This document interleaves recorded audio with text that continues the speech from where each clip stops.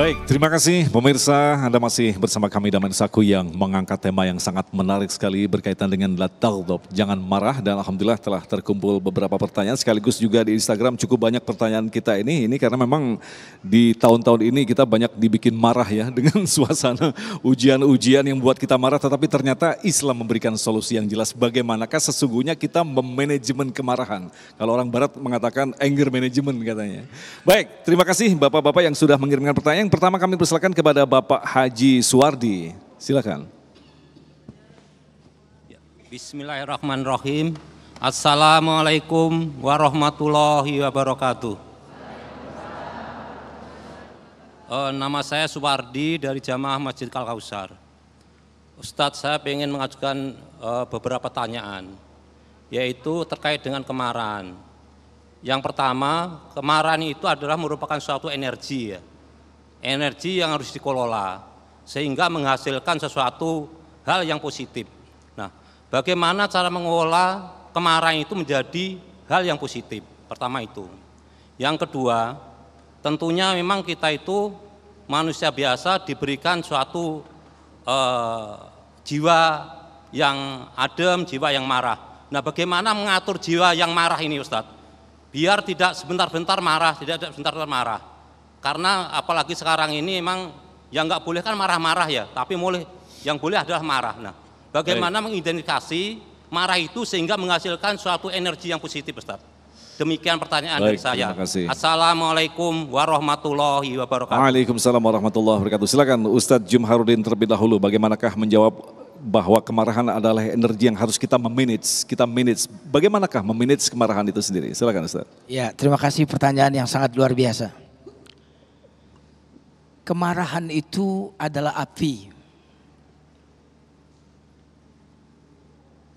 Api itu kita butuhkan atau tidak? Kita sangat membutuhkan api. Tanpa api maka kita tidak bisa masak.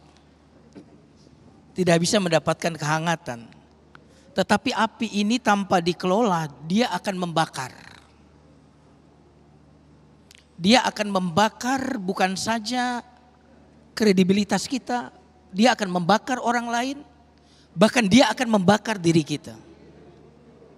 Nah, di sinilah perlunya kita anger management ini, mengelola marah. Makanya mengelola marah itu ciri orang yang bertakwa. Laisa syadidu bisur'ah. Bukanlah orang yang kuat itu adalah orang yang besar otot, tetapi orang yang kuat itu adalah orang yang bisa mengelola marahnya. Menarik, ini disamakan dengan gulat. Karena kalau gulat kita merawan orang lain, jadi bergulat dengan orang lain untuk mengalahkannya.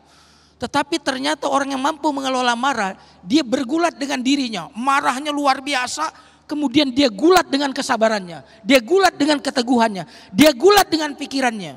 Wah, ini sangat luar biasa. Dan ketika dia menang, dialah orang yang kuat sesungguhnya. Nah, bagaimana caranya? Nah, ini tips yang ringan. Marah itu adalah perasaan.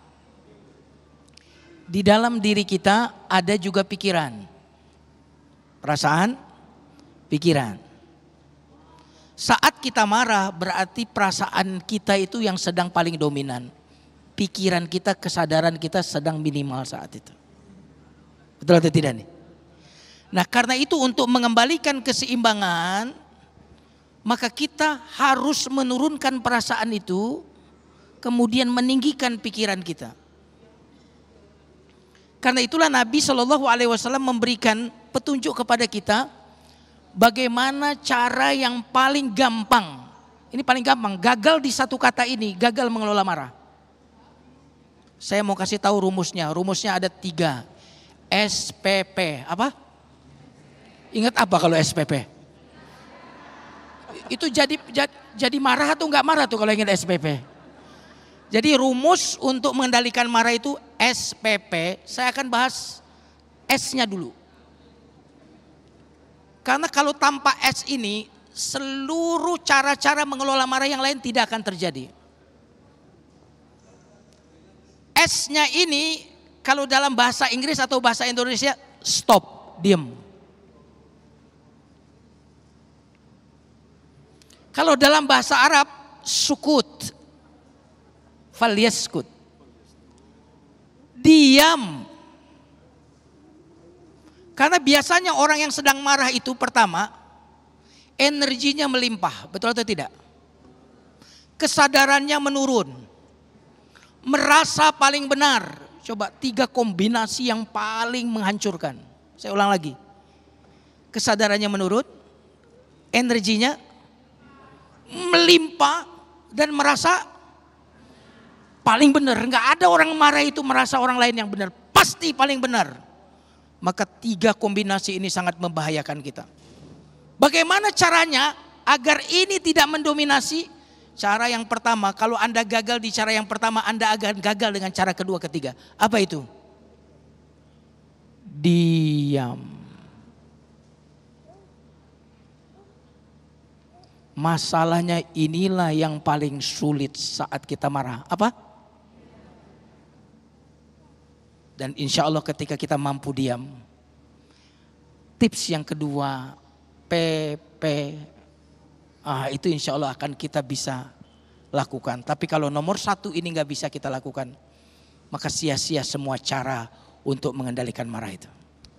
Nah, Ustaz Somad, artinya di dalam agama Islam ini memang kita tidak diharuskan untuk menghapus sifat kemarahan. Tetapi yang jelas dari keterangan tadi kita memanage sifat marah.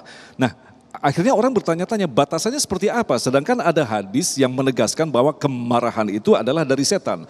Padamkan dengan wudhu. Jadi artinya ketika orang marah, yang dikatakan orang marah untuk kebenaran. Marah yang tertata. Nah, marah yang beradab mungkin. Ini seperti apa batasannya? Iya. Satu waktu Nabi SAW pernah menegur Muaz bin Jabal. Ketika saat mengimami sholat, ada orang sampai keluar dari barisan sholat karena Muaz baca surat Al-Baqarah. Bapak pernah diimamin Pak di Al-Kausar ini surat Al-Baqarah dari ayat pertama sampai selesai. Kira-kira bagaimana Pak? Orang Jawa bilang misuh itu. Sampai dia bubarkan itu softnya untuk nggak kuat lagi saya. Ngadu ke Nabi SAW dan ditegur oleh Nabi SAW. Artinya ada reaksi, ada pancaran hati dan jiwa dari Nabi SAW untuk mengingatkan bahwa ketika kita menjadi imam, lihat-lihat di belakang kita, jangan-jangan di sana ada orang yang sudah sangat tua, atau di sana ada orang yang sedang ingin segera menyelesaikan sholatnya karena masih ada pekerjaan yang sedang dilakukan. Nah, itu ditegur oleh Nabi SAW. Artinya orang yang marah menjadi positif, atau orang yang kemudian memanfaatkan kemarahannya untuk hal-hal yang baik, itu dibenarkan oleh Nabi SAW. Ketika Usamah misalnya bernegosiasi sama Nabi, bahwa ada perempuan kaya raya, kalau sampai dihukum, dipotong tangan, ini jadi aib. Nabi tidak diam, merah mata Nabi, bergetar suara Nabi, dan kencang intonasi Nabi mengingatkan Usamah. Lau anna Fatimata binta Muhammadin syarakat laqata'tu yadaha. Jangankan dia itu perempuan yang kau sebut dan akan kau bela untuk tidak dipotong tangannya karena mencuri. Andai Fatimah anakku mencuri, aku yang akan potong tangannya. Marah Nabi. Tapi kemarahannya jadi pengingat, hati-hati. Hati-hati. Jangan sampai bernegosiasi dengan keburukan, bernegosiasi hukum dengan Nabi dan lain-lain. Kalau Nabi tidak menunjukkan kemarahannya, mungkin akan disepelekan. Hukum disepelekan, Nabi akan disepelekan, perintahnya disepelekan, syariatnya disepelekan. Tapi marahnya Nabi saat itu menjadi satu warning kepada siapapun, dan itu positif. Baik, sangat jelas sekali. Baik, selanjutnya kami persilakan kepada Ibu Hajah Nikmah.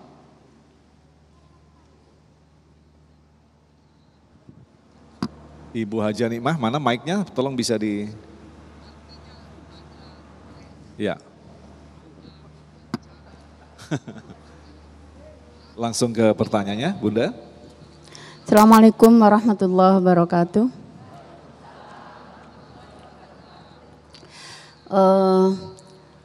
Saya mau mengatakan karena misalkan saya itu didolimi sama teman. Lalu kita itu harus menahan amarah. Tapi terus-terusan dolim. Karena menahan amarah, jadi kita tidak langsung marah kepada orang tersebut, tapi cerita kepada teman untuk bagaimana sharing sama teman. Itu apa kita termasuk orang yang bisa menahan amarah? Mungkin itu. Assalamualaikum warahmatullahi wabarakatuh. Assalamualaikum warahmatullahi wabarakatuh. Silakan Ustaz Jumharudin. Ya, pertanyaan yang sangat luar biasa. Orang yang tidak marah itu justru akan bisa memperbesar masalahnya. Kita harus marah, tapi kita harus kendalikan marah. Bagaimana caranya? Tadi yang pertama diam.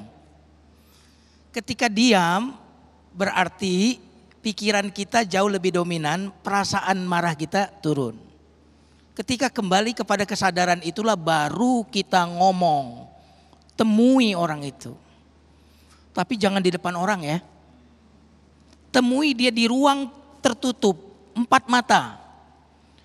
Lalu pertama kita katakan, maaf ya saya tuh marah sama kamu. Tadi ya, setelah diam. Setelah diam, kesadaran sudah mulai kembali. Ini kalau dalam bahasa Nabi suruh wudu. Kenapa? Karena marah itu dari setan. Setan itu dari api, dan yang memadamkan api itu apa? Air, sangat logis. Bahkan kata Nabi, apabila salah seorang di antara kalian marah sedangkan dalam keadaan berdiri, maka duduk. Kalau nggak hilang juga, rebahan, bahkan tempelkan wajahnya. Dan itu secara medis, ketika kita duduk kan tensi kita turun. Turun darah kita. Jadi yang pertama turunkan dulu tensi kita, turunkan dulu. Baru setelah kembali kepada kesadaran kita, kita temuin orang itu. Setelah Anda sadar, bicara. Jangan tidak bicara, apalagi bicara kepada orang lain. Bicaranya bagaimana? Maaf Pak, atau maaf Bu, maaf suamiku. Aku kecewa, aku marah. Kira-kira nadanya jadi tinggi apa enggak? Coba kalau yang pertama tadi kita bicara, saya marah. Bubar itu. Tapi ketika kita sudah turunkan tensi, baru bicara, aku marah loh. Kamu kok teleponan sama istri orang? Jadi pertama akui bahwa kita marah, katakan kepada dia. Lalu kita ucapkan apa yang membuat kita marah. Jadi supaya jelas, aku marah, kamu marahnya kenapa? Pokoknya marah. Kan jadi gak jelas ya Bu ya.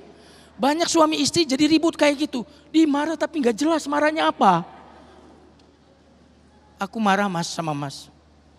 Mas kemarin teleponan sama ibu itu aku marah, sakit hati aku Mas. Terus habis itu lakukan ini. Aku harap Mas tetap setia padaku. Nah ada kalimat itu. Aku harap Mas tetap setia padaku. Aku harap Mas takut sama. Ada kata aku harap.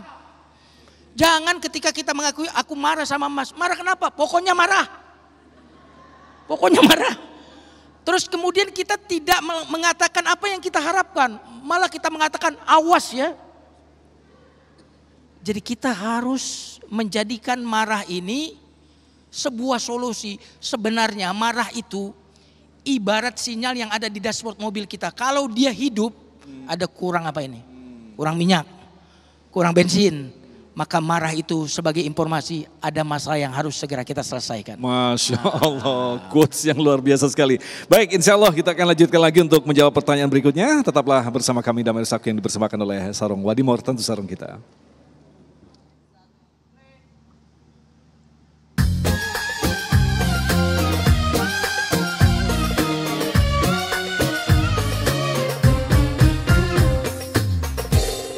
Rasulillahi wal badawi wa rijalin min bani alawi salahu fil manhajin nabawi bi Rasulillah